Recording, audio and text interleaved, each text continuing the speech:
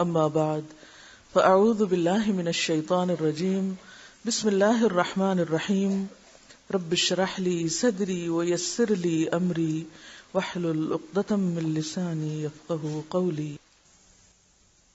نماز نبوی کتاب لائیں آپ؟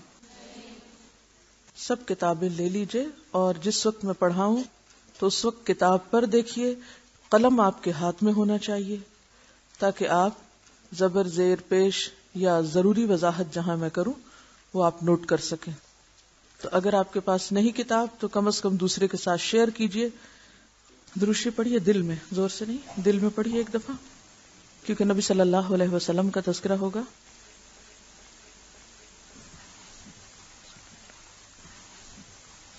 پیج 33 سے ہم شروع کریں گے.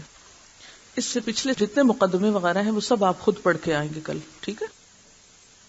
اور میں آپ سے صرف پوچھوں گی کیا آپ نے پڑھا؟ کیوں؟ اس لیے کہ کچھ حصہ میں پڑھا دیتی ہوں آپ کو اور کچھ خود بھی پڑھنے کی عادت ڈالیں، ٹھیک ہے؟ دیکھیے ایک بات یہ ہے کہ ہمیشہ سیکھنے کے لیے ہر وقت دوسروں پر ڈیپینڈ نہ کریں کہ وہ کوئی آپ کو سمجھائے. ایک بات آپ نے ایک دفعہ پڑھی، نہیں سمجھ آئی، پھر پڑھیں. کیوں نہیں سمجھ آئی؟ پھر پڑھیں. اور اگر دل میں پڑھنے سے سمجھ نہیں آ رہی، لاؤڈلی پڑھ کے دیکھیں، اپنے آپ کو خود ڈسکس کر کے سمجھائیں اس لفظ کا معنی یہ، پھر آپ دیکھیں آپ سمجھنے لگ جائیں گے. جو لوگ خود سے پڑھ کر سمجھنے کے قابل نہیں ہوتے وہ علم میں ترقی نہیں کر سکتے. کیوں؟ وہ ایک بہانہ کر لیتے ہیں، کوئی سمجھانے والا ہی نہیں، کوئی ہمیں بتانے والا ہی نہیں آیا تھا تو وہ ہم نے سمجھا ہی نہیں. اب اللہ نے آپ کو پڑھنے لکھنے کی صلاحیت دے دی ہے، اب اس کو استعمال کر کے اپنی صلاحیت میں خود اضافہ کریں، ٹھیک ہے؟ یعنی ایک وقت ہوتا ہے نا جیسے بچے کو آپ انگلی پکڑ کے چلاتے ہیں، سہارا دیتے ہیں، اور ایک وقت آتا ہے کہ پھر وہ خود چلنا سیکھتے ہیں. لیکن آپ کو معلوم ہے کہ وہ مرحلہ جب بچہ سہارے کے بعد خود اپنے پاؤں پہ چلتا ہے وہ کتنی دفعہ گرتا ہے کوئی بچہ جو گرے بغیر، چوٹ کھائے بغیر چلنا سیکھا ہو؟ نہیں. وہ تکلیف دہ مرحلہ ہے نا. کبھی میں بچوں کی ان ایکشنز پہ غور کرتی ہوں تو میں کہتی ہوں اللہ تعالیٰ آپ کی قدرت ہے نا کہ آپ اسی طرح چلنا سکھا رہے ہیں. گرو اور اٹھو اور چلو، گرو اور چلو، چوٹ کھاؤ اور اٹھو، رو دھو اور پھر اٹھو. آپ چاہتے تو اس کے بغیر بھی ہو سکتا تھا، لیکن آپ بچپن سے ہی ایک ٹریننگ دے رہے ہیں کہ ساری زندگی اسی طرح ہر کام میں گر گر کے ہی اٹھنا ہے اور گر گر کے ہی پھر چلنا ہے اور چوٹ کھا کھا کے ہی آگے بڑھنا ہے. یہ طریقہ زندگی ہے، اس سے ہم فرار نہیں حاصل کر سکتے، اسے ایکسپٹ کرنا چاہیے. جیسے امام شافعی رحمۃ اللہ علیہ نے ایک مسئلے کی تحقیق میں 300 بار قرآن پاک پڑھا اور نہیں سمجھ آئی تو 301 بار جب پڑھا تو بات سمجھ میں آ گئی. آج ہم میں سے کتنے مسلمان ایسے ہیں علم والے، صاحب علم، تحقیق کرنے والے، کہ جو ایک ہی چیز کو اتنی دفعہ پڑھیں. ایک تو ایک اپنی زندگی سے نہیں نکال دیں کہ میں نہیں یہ کر سکتی، نکال دیں نہیں کو. آپ ہمیشہ کہا کہ انشاءاللہ اللہ کی مدد سے میں کر لوں گی. اگر آپ بھی امام شافعی کے طریقے پر عمل کریں اور 300 دفعہ ایک چیز پڑھیں تو آپ دیکھیں کہ کیسے سمجھ نہیں آتی. ٹھیک ہے؟ آپ خود اپنے پاؤں پہ کھڑے ہونا بھی سیکھیں، اور اس کے لیے اگر 2 صفحے بھی آپ پڑھتے چلے جائیں گے تو انشاءاللہ آپ کو سمجھ آئے گی. اگر اس پڑھائی میں کوئی بات آپ کو سمجھ نہ آئے تو جانے سے پہلے کوسچن یہاں کوسچن باسکٹ میں ڈال کے چلے جائیں. ٹھیک ہے؟ تو سمجھے کہ آج کا لیسن یہی تھا کہ خود پڑھنے کا طریقہ، خود سیکھنے کا طریقہ، کیونکہ ہر وقت استاد نہیں ملتے. اور ہمارے ہاں تو ویسے بھی کیا ہے، قحط الرجال. قحط الرجال ہے تو قحط النساء کتنا ہوگا؟ جی، قحط الرجال کا جو لفظ ہے اس کا مطلب یہ ہے کہ علماء کا کال ہے، بہت کم ہو گئے ہیں علماء. یعنی ایک وقت ایسا تھا کہ جب علماء ہر طرف ہوتے تھے، ہر شخص کے لیے ایکسیسیبل ہوتے تھے. اب آپ خود سوچئے کہ اگر پرسنٹیج آپ نکالیں آبادی کی، کروڑوں کی، اور اس میں سے جو صحیح علم والے علماء ہیں تو ریشو کیا بنتا ہے؟ ایک شخص کتنوں کے لیے؟ وہ بعض اوقات اسٹیٹسٹکس لاتے ہیں نا کہ ہمارے ملک میں اتنے ہزار ڈینٹسٹ ہیں اور اتنی آبادی ہے، اس کا مطلب ہے کہ 5000 لوگوں کے لیے ایک ڈینٹسٹ ہے مثلا. تو اسی طرح آپ سوچئے کہ کتنے ہزار لوگوں کے لیے کتنے علماء ہیں، حالانکہ یہ علم ہر ایک کی ضرورت ہے، فرائض میں سے ہے. تو اس بات کو ظاہر کرنے کے لیے کہا جاتا ہے کہ قحط الرجال ہے. قحط الرجال تو ہے ہی ہے، پھر نہ جاننے کا ریشو عورتوں میں اور زیادہ ہے. تو اس لیے خود سیکھنا شروع کریں اور اس پر جو آپ کے ذہن میں اشکال آئے اس کو اچھے سوال کی شکل میں لکھ کر پوچھنا شروع کریں تاکہ آپ آگے بڑھ سکیں. ورنہ بہت سارے لوگ یہی سوال کرتے رہتے ہیں، اچھا اگر ہم دین میں زیادہ آگے جانا چاہیں تو پھر کہاں جائیں؟ اور کتنا پڑھیں، کیا پڑھیں، آپ جتنا بھی پڑھیں، جہاں سے بھی پڑھیں، لیکن جب تک آپ خود پڑھنے کی عادت نہیں ڈالیں گے آپ آگے نہیں بڑھ سکیں گے. آپ کو خود بھی پڑھنا پڑے گا، اور طریقہ یہی ہوتا ہے، خود پڑھیں، جہاں مشکل آئے پوچھ لیں. ٹھیک ہے، کیونکہ سارے کا سارا ایسا نہیں ہوتا کہ جو اب آپ کو دوسرے سے ہی پڑھنے کی ضرورت ہے. بہرحال پیج 33 سے ہم شروع کریں گے. بسم اللہ الرحمن الرحیم. نماز، فرضیت، فضیلت اور اہمیت. نماز کب سے پڑھنی چاہیے؟ نماز کب فرض ہوتی ہے؟ اس کا اندازہ رسول اللہ صلی اللہ علیہ وسلم کی اس حدیث سے ہوتا ہے: مروا اولادکم بالصلاۃ وهم ابناء 7 سنین واضربوهم علیہا وهم ابناء 10 سنین وفرقوا بینہم فی المضاجع. اپنے بچوں کو نماز پڑھنے کا حکم دو جب وہ 7 سال کے ہو جائیں، اور جب وہ 10 برس کے ہوں تو انہیں نماز چھوڑنے پر مارو اور ان کے بستر الگ کر دو. یعنی پھر بچے ایک بستر میں نہ سوئیں بلکہ الگ الگ سوئیں، کیونکہ اس وقت بلوغت کے آثار شروع ہو جاتے ہیں. تو گویا نماز کی عادت ڈالنے کے لیے 7 سال کی عمر، 3 سال کا عرصہ تربیت کا عرصہ، عادت پختہ کرنے کا عرصہ، اور پھر 10 سال کی عمر نماز کی پابندی کی عمر. دوسرے لفظوں میں فرضیت کی عمر، کیونکہ جو نہ پڑھے 10 سال کی عمر میں اسے مار کر بھی پڑھاؤ، یعنی سختی بھی کر سکتے ہو. اس حدیث میں رسول اللہ صلی اللہ علیہ وسلم بچوں کے والدین کو ارشاد فرما رہے ہیں کہ وہ اپنی اولاد کو 7 برس کی عمر ہی میں نماز کی تعلیم دے کر نماز کا عادی بنانے کی کوشش کریں، اور اگر 10 برس کے ہو کر نماز نہ پڑھیں تو والدین تادیبی کارروائی کریں، انہیں سزا دے کر نماز کا پابند بنائیں. اور 10 برس کی عمر کا زمانہ چونکہ بلوغت کے قریب ہے اس لیے انہیں اکٹھا نہ سونے دیں، کیونکہ اس میں انسان کے جو جنسی جذبات ہیں وہ ابھرنے لگتے ہیں، پیوبرٹی کا زمانہ ہے. تو گویا دوسرے لفظوں میں نماز فرض ہوتی ہے بلوغت کے ساتھ، یعنی بالغ ہونے پر. لڑکیوں میں تو واضح علامت ہے، یعنی جب پیریڈ شروع ہو جائیں، اور لڑکوں کے لیے 10 سال کی عمر جب ان میں بلوغت کے آثار شروع ہو جائیں. عموماً آواز بدلنے لگتی ہے اور کچھ اور علامات بھی. ہاں اس میں تھوڑی کمی یا زیادتی ہو سکتی، یعنی 10 سے 9 سال بھی ہو سکتے ہیں، 10 سے 11 سال بھی ہو سکتے ہیں. مختلف علاقوں کے موسم اور مزاج کے اعتبار سے فرق ہو سکتا ہے. ترک نماز کفر کا اعلان ہے. حضرت جابر رضی اللہ تعالی عنہ روایت کرتے ہیں کہ رسول اللہ صلی اللہ علیہ وسلم نے فرمایا: ایمان اور کفر کے درمیان فرق نماز کا چھوڑ دینا ہے. اس کا مطلب یہ ہے کہ اسلام اور کفر کے درمیان نماز دیوار کی طرح حائل ہے. دوسرے لفظوں میں نماز کا ترک مسلمان کو کفر تک پہنچانے والا عمل ہے. حضرت بریدہ روایت کرتے ہیں کہ رسول اللہ صلی اللہ علیہ وسلم نے فرمایا: ہمارے اور منافقوں کے درمیان عہد نماز ہے، جس نے نماز چھوڑ دی بس اس نے کفر کیا. گویا اسلام اور نفاق دونوں کے بیچ میں جو فرق کرنے والی چیز ہے وہ نماز ہے. اب یہ ساری باتیں یہاں لکھی ہوئی ہیں، مجھے پڑھ کے سنانے کی ضرورت کیوں ہے آپ کو؟ یہ تو کتاب آپ گھر میں بھی پڑھ سکتے ہیں. آپ کہیں گے اتنی دور آ کے بیٹھے اور پھر یہی ریڈنگ ہی کر رہے ہیں. اس میں ایک تو بات یہ کہ یقین کی کیفیت بڑھتی ہے، دوسری بات یہ ہے کہ یہ جو مختلف ناموں کی پروننسیشن وغیرہ ہیں ان پہ خاص طور پر آپ توجہ کریں، ان کا اعراب لگا دیں، تاکہ جب آپ یہی بات کسی اور کو بتائیں یا پڑھائیں تو آپ کا پروننسیشن یا نطق بھی درست ہونا چاہیے. تو کسی بھی کتاب کے استاد سے پڑھنے سے علم یقینی حاصل ہوتا ہے. اس حدیث کا مطلب یہ ہے کہ منافقوں کو جو امن ہے وہ قتل نہیں کیے جاتے اور ان کے ساتھ مسلمانوں جیسا ہی سلوک روا رکھا جاتا ہے، تو اس کی وجہ یہ ہے کہ وہ نماز پڑھتے ہیں، اور ان کا نماز پڑھنا گویا مسلمانوں کے درمیان ایک عہد ہے جس کے سبب منافقوں کی جان اور ان کا مال مسلمانوں کی تلوار اور یلغار سے محفوظ ہے. اور جس نے نماز ترک کی یعنی چھوڑی تو اس نے اپنے کفر کا اظہار کر دیا. حضرت عبداللہ بن شقیق رحمت اللہ علیہ روایت کرتے ہیں صحابہ کرام اعمال میں سے کسی چیز کے ترک کو یعنی چھوڑنے کو کفر نہیں سمجھتے تھے سوائے نماز کے. حضرت ابو درداء رضی اللہ تعالیٰ عنہ سے روایت ہے کہ رسول اللہ صلی اللہ علیہ وسلم فرماتے ہیں جو شخص نماز چھوڑ دے تو یقیناً اس کی بابت یعنی اس کے بارے میں اللہ کا معاف کرنے کا ذمہ ختم ہو گیا. یعنی اللہ تعالیٰ چاہے تو معاف کر دے، اور چاہے تو سزا دے۔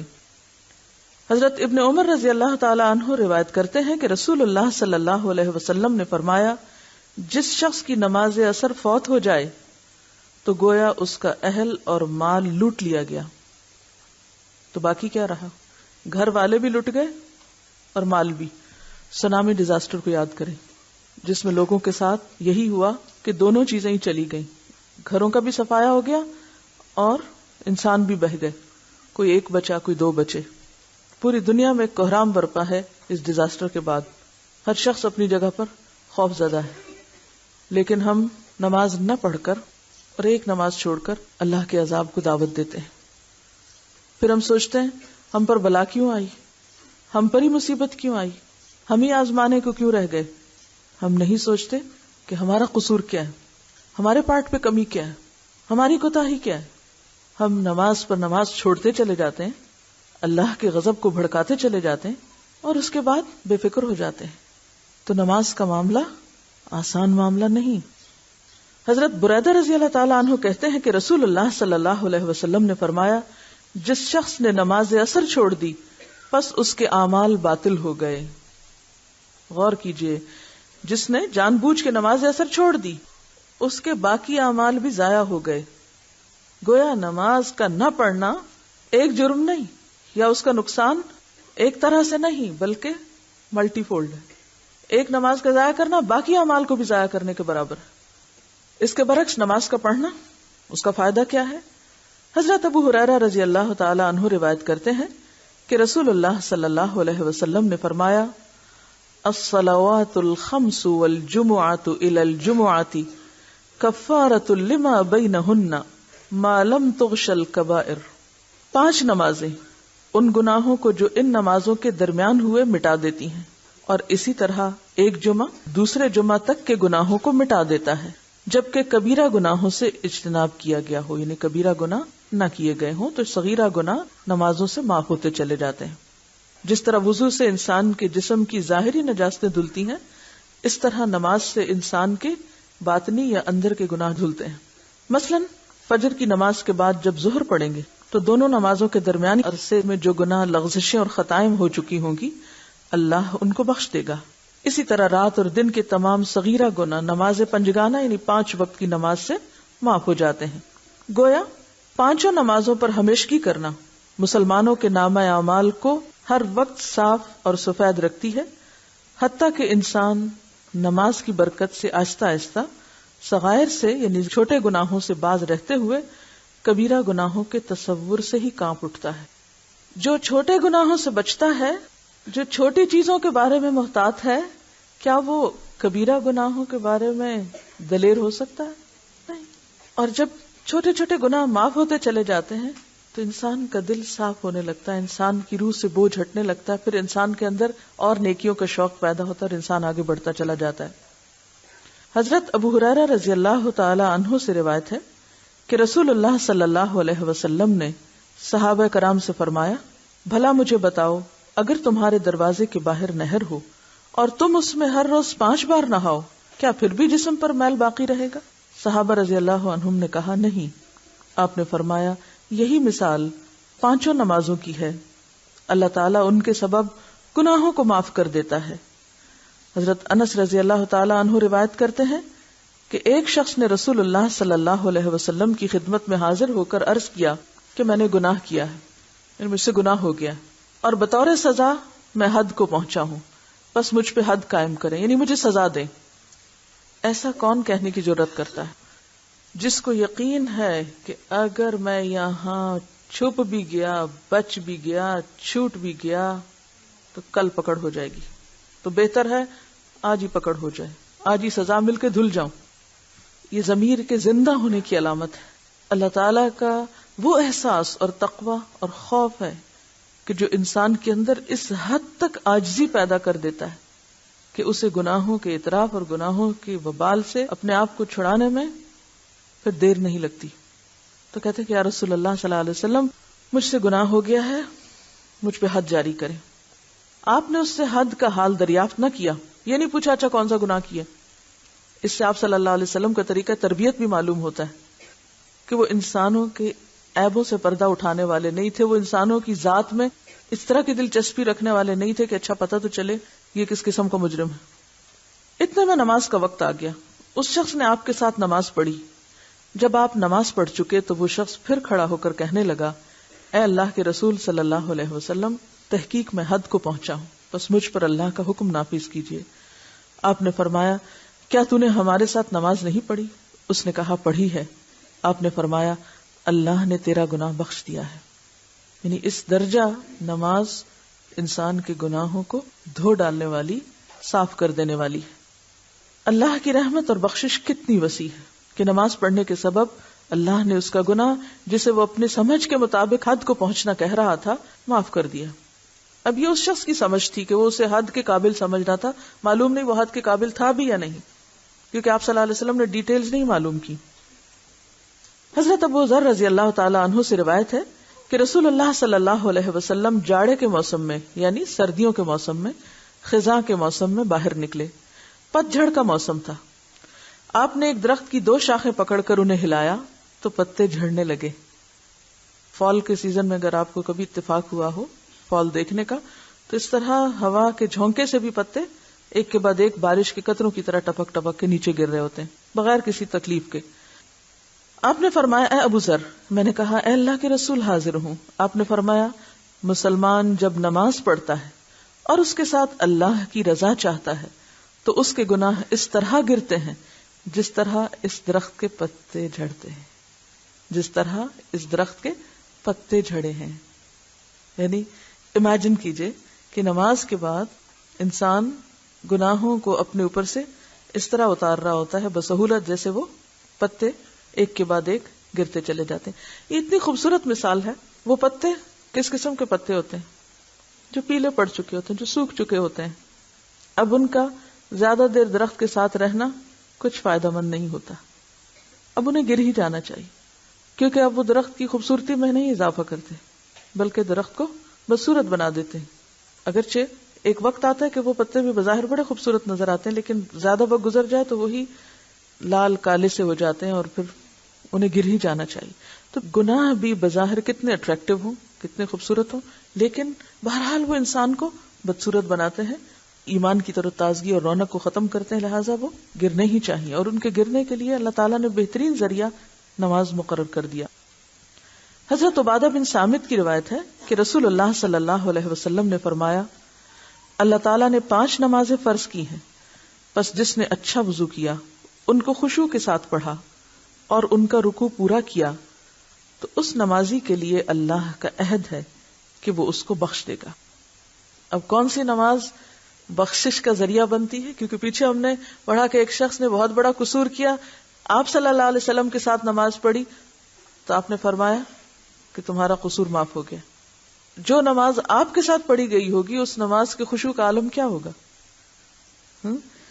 لہٰذا یہاں سے یہ بات پتہ چلتی ہے کہ صرف نماز کا پڑھنا ہی کافی نہیں، بلکہ نماز میں پوری طرح عاجزی کا احساس، بندگی کا احساس، خشوع و خضوع، یہ سبب بنتا ہے کامیابی کا۔ قد افلح المؤمنون الذین هم فی صلاتهم خاشعون۔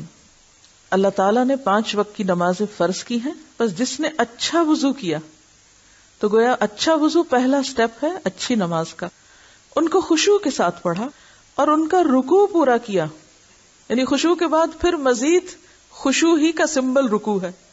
خشوع دبنے اور جھکنے کو کہتے ہیں نا۔ عموماً ہمارا رکوع کس طرح ہوتا ہے؟ ہم پوری طرح جھکتے بھی نہیں، یوں اتنا سے ایسے ٹیڑھا سے جھکتے ہیں، پورا جھکتے بھی نہیں۔ تو رکوع پورا کیا، اس جملے کو انڈر لائن کیجئے، ان کا رکوع پورا کیا، یعنی پوری طرح جھکے اور تسبیح پوری کی، تو اس نمازی کے لیے اللہ کا عہد ہے کہ وہ اس کو بخش دے گا۔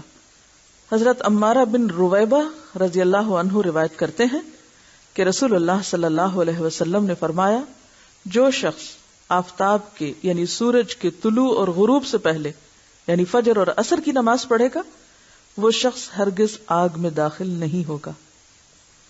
حضرت عثمان رضی اللہ تعالیٰ عنہ روایت کرتے ہیں کہ رسول اللہ صلی اللہ علیہ وسلم نے فرمایا، جو شخص نماز عشاء با جماعت ادا کرے اسے اتنا ثواب ہے گویا اس نے آدھی رات تک قیام کیا، اور پھر صبح کی نماز با جماعت پڑھے تو اتنا ثواب پایا گویا تمام رات نماز پڑھی۔